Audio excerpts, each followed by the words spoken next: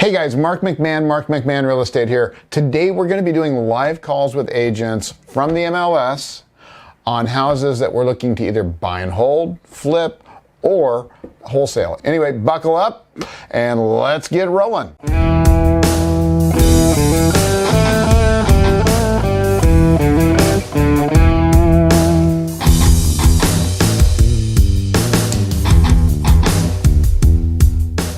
This is another 2 plus 1, 768 square feet. So I just write a couple of notes on my yellow pad, along with the first name of the agent, so I do not forget that. And I don't do any research beforehand. A lot of guys here in the office will actually find like 20 or 30 houses that fit the criteria. They'll do a quick comp on those, and then they'll start making their phone calls. Okay.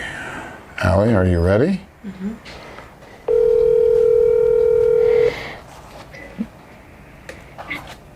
Hello, it's Freddie. Hey, Freddie. Mark McMahon here from Home Brand Properties. How are you today, man?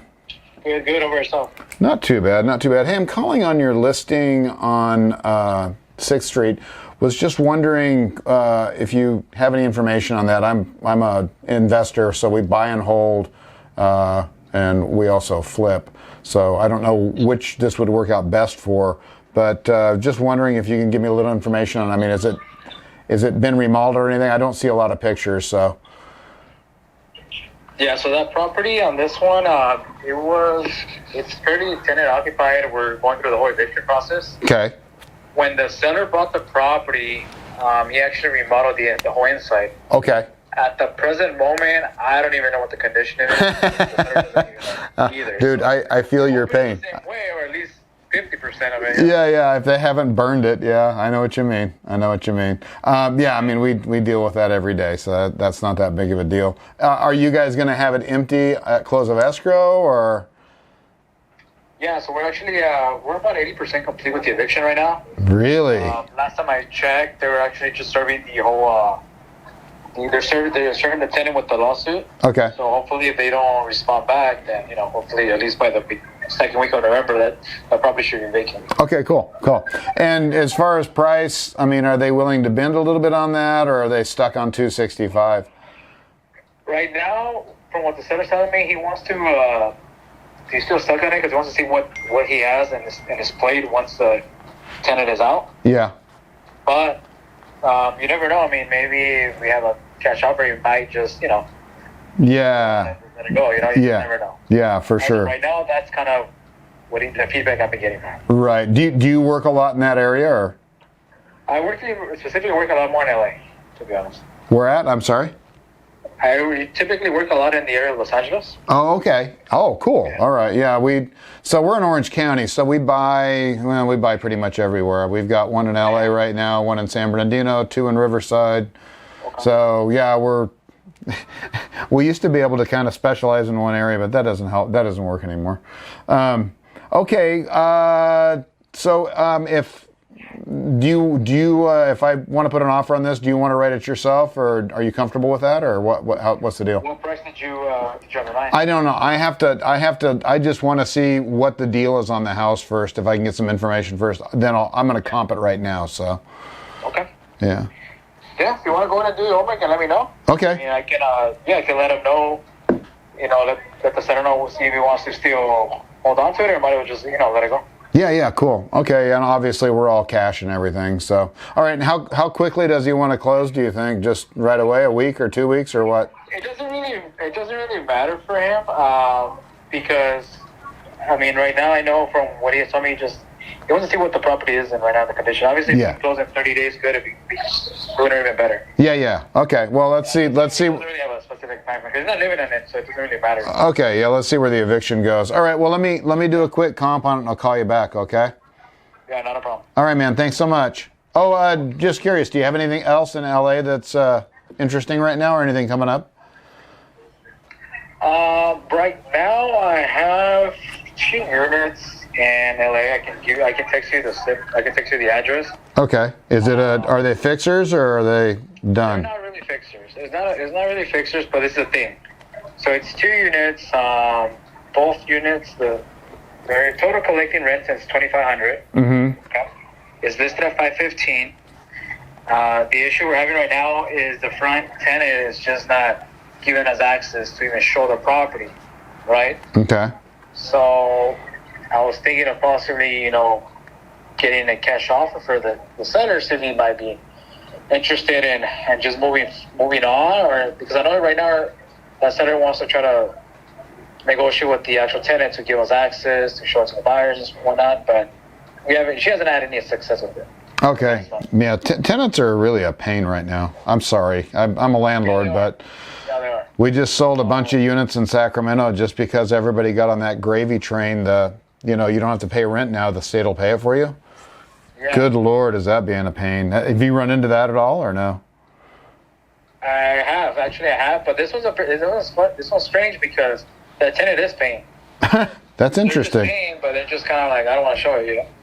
Yeah. So okay. They're paying the rent they typically pay from what the seller tells me about a week after the first month, but they're paying the rent. Okay. It's just one of those tenants they won't answer your calls. You go knock, they won't answer nothing. So I don't know what the tenant looks like at all. Yeah, no, we've dealt with that before too. I mean, just like you. I mean, we're in the same business.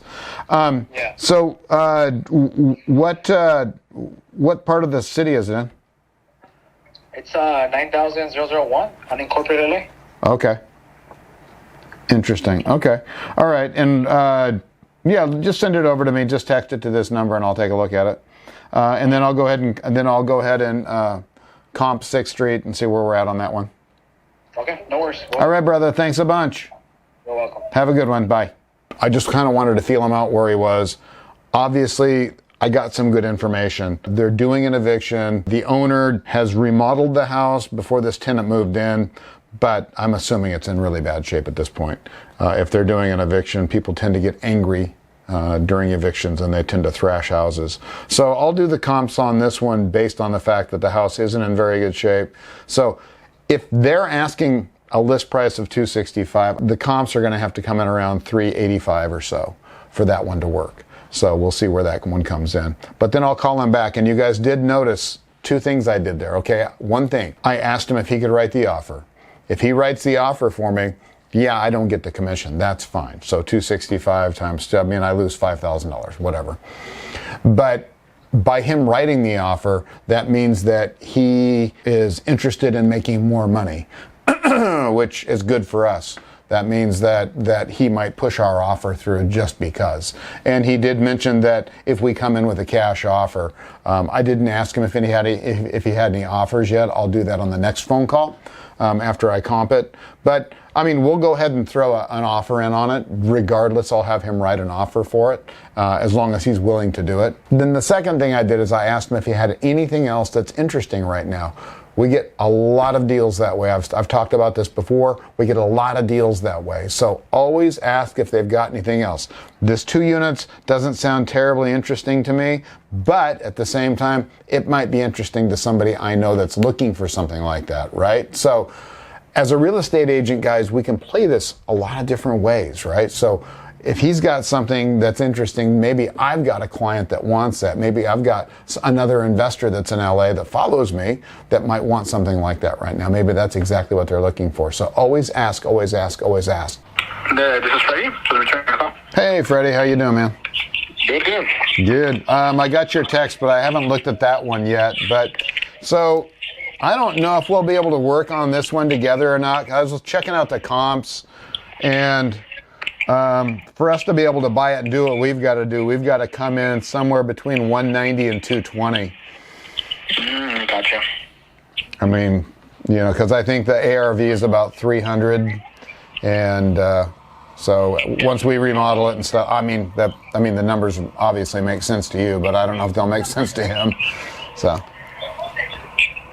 I can bring it up. I don't think so, because we did have an offer around there, to be honest. Okay. Like that as well. So, yeah, I think that's why he wanted to just wait to see what he have in his hands.